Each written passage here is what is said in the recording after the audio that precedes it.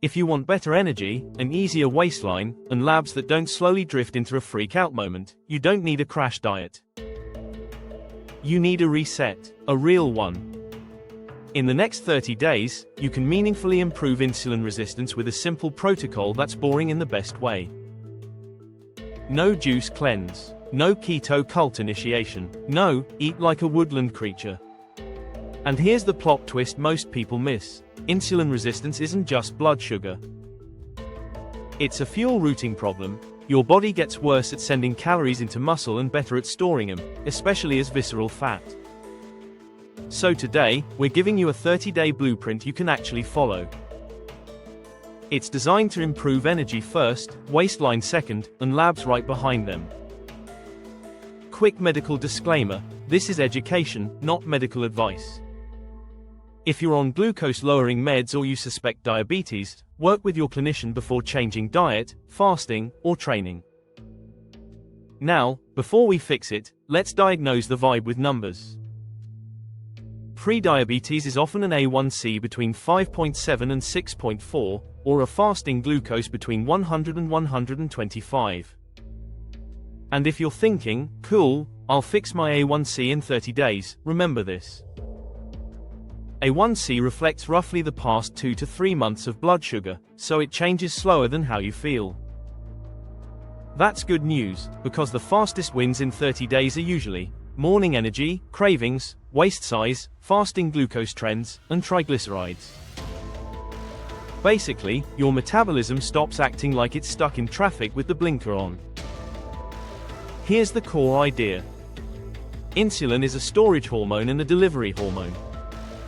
When your cells respond well, insulin is like a competent concierge, calm, efficient, and nobody gets hurt.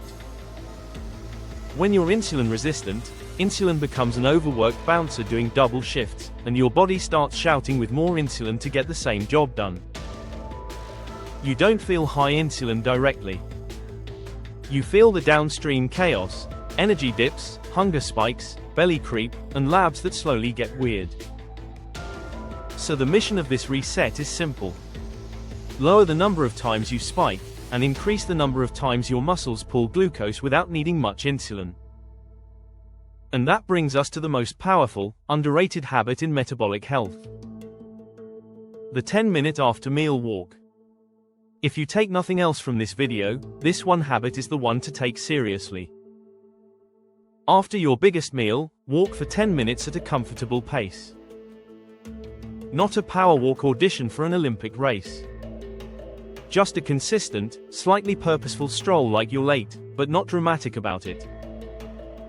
Because contracting muscles act like a glucose sponge. They pull glucose out of the bloodstream with much less insulin required. Now let's build the full 30-day reset. I want you to think in 4 weeks, each with a specific mission. Week 1 is, stop the spikes. Week 2 is, turn muscle back on. Week 3 is, timing plus trimming. Week 4 is, lock it in and measure. Let's start with the non-negotiables, the scorecard. If you hit these most days, you win the month. Non-negotiable number 1, walk 10 minutes after 1 meal per day. Bonus points if it's after 2 meals. Non-negotiable number 2, 2 strength sessions per week minimum. 3 is better, but 2 is the floor. Non-negotiable number 3, build meals around protein plus fiber first.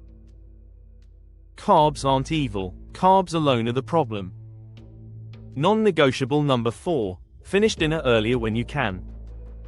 Not because fasting is magic, but because your insulin sensitivity is usually worse later in the day. Non-negotiable number 5, protect sleep like it's a prescription. Because sleep loss makes hunger louder, cravings dumber, and insulin resistance easier.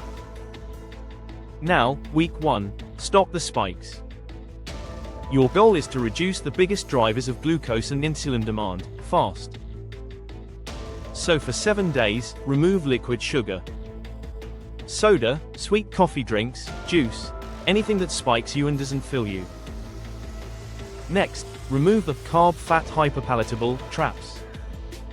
chips, pastries, candy bars, most packaged desserts, foods engineered to bypass fullness signals like a hacker bypassing a password. Now you rebuild meals with a simple template. Protein plus plants plus smart carbs. Protein can be eggs, Greek yogurt, chicken, fish, tofu, beans, whatever fits you.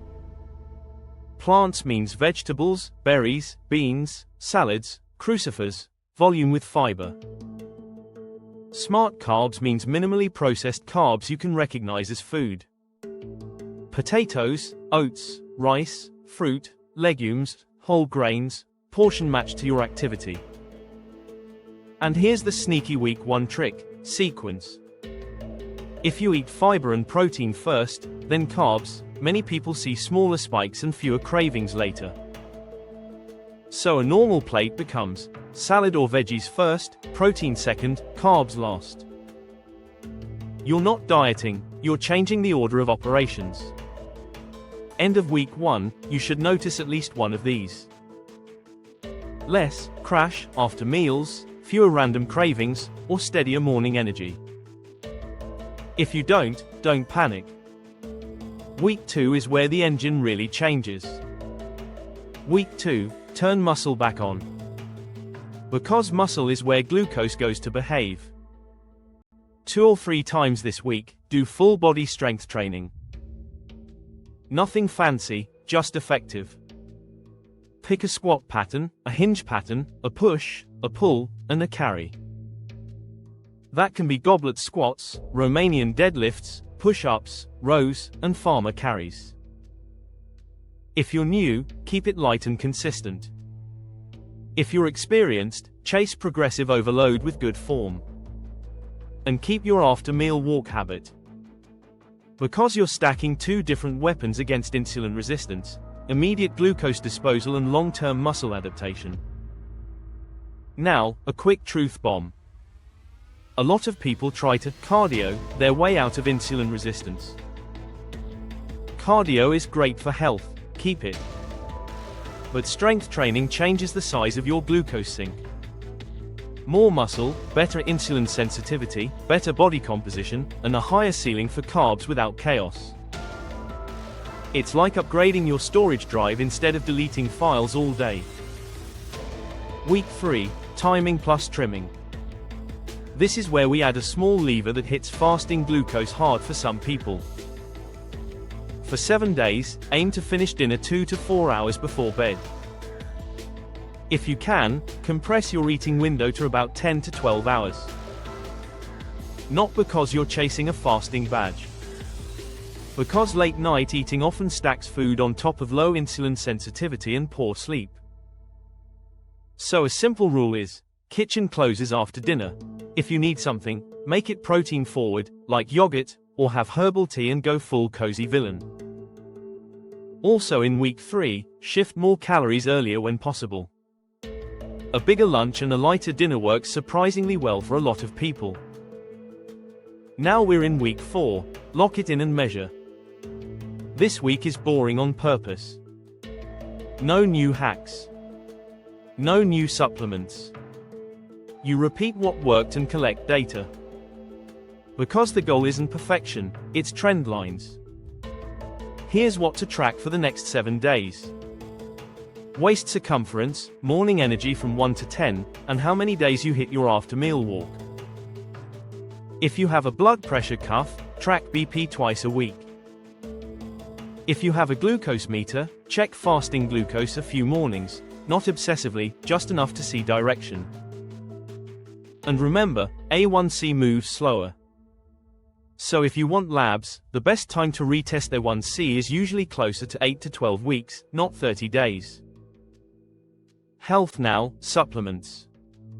I'll keep this simple and responsible. Supplements are adjuncts, not the engine.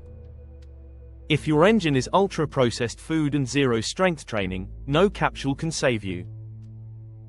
But if you want an evidence-friendly add-on, fiber first is a smart play. A soluble fiber like psyllium can help with satiety and post-meal response for some people. If you try it, start low and increase slowly, and separate it from medications by a couple hours. And if you're on glucose-lowering meds, do not freestyle supplements without your clinician. Same with berberine. Promising data exists, but quality varies, and interactions are real. Here's the mindset I want you to keep. In 30 days, you're not trying to become a different person. You're trying to become the version of you whose daily defaults improve insulin sensitivity automatically. A short walk after meals. 2 strength sessions. Protein and fiber first. Earlier dinner. Better sleep. That's not a challenge. That's a lifestyle with better chemistry. And if you want a simple way to prove this worked, don't only look at the scale. Look at your waist, your energy, your cravings, and your consistency. Because visceral fat responds to consistency, not motivation speeches. Motivation is a spark, systems are the fireplace. If this helped, tap like and subscribe, because we're building a full longevity playbook, step by step. And check the description for tools that make this easier, plus our longevity compass book on Amazon. And I want to hear from you. If you do this 30-day reset, comment day 1 inch today, then come back in a month and tell us what changed. Your future self is going to love boring you in the best way. Thank you for watching. See you in the next one.